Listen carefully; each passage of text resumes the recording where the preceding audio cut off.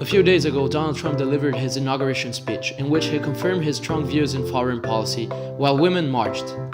There once was an international balance when the US was the world's first power, while Russia tried to recover itself from the Cold War, and China was cautious in international affairs.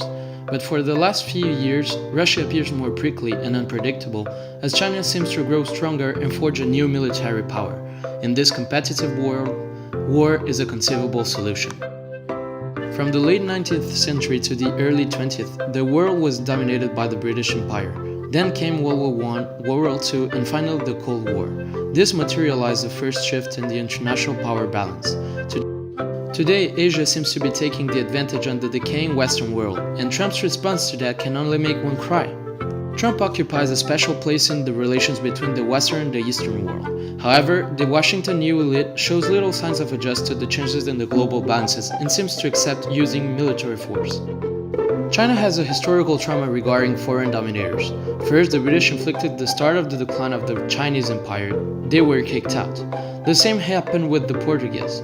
Since then, the US took advantage of its international dominance to comfort its position in China while entertaining a special relation with Taiwan. Trump's recent actions have reminded the world of that fact.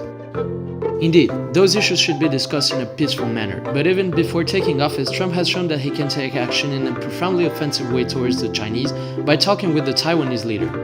This has really unnerved the Chinese, who are desperate to have a stable transition between Obama and Trump and increase the potential of going to war with Taiwan. The Chinese have already made the Obama's US worry by carrying out their artificial islands project in the South China Sea, a stretch where more than 50% of the world's goods pass through. China is also engaged in the tense standoff with its historic enemy, Japan. And the Europeans that often feel that it's only a far-off conflict have to understand what China is all about.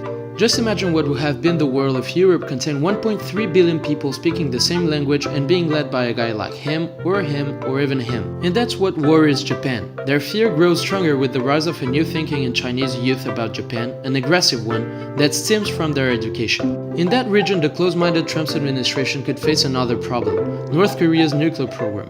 Cathy Ashton stays optimistic even though China isn't that positive about it. In that same field, another great challenge for Trump will be to deal with Putin's Russia, which has entered an entente with China. The Swedish Prime Minister notes that the Russians have ambitions that may have global implications. Russia has questioned the importance of borders in Europe by annexing Crimea, and that makes him think the US need to modernize their nuclear system. Russia has also posed some serious threats over a new battlefield, cyberspace. Russia has used hacking and cyber attacks to undermine Clinton's campaign, as a response to the way Clinton criticized the 2011 Russian elections. Paper and pen will always be the most robust system there is, and we can only deplore the fact that even those systems are following the trend installed by new generations who want everything to be connected and easily accessible. Because of that, and because cyber legislation hasn't been discussed internationally yet, cyber attacks have increased exponentially in the last few years. And who better to discuss that with other countries than him? Trump is obviously not the most suited man for the job, but it seems Americans have decided otherwise. Fortunately, their opinion is not shared by many, and especially not by the world's biggest thinkers who meet every year to discuss important issues. Many strong new politicians would like to join them, however, and thanks to God, they are not welcome to these meetings, as one of the matters discussed is precisely their existence. In the US, Trump incarnates the rise of American nationalism.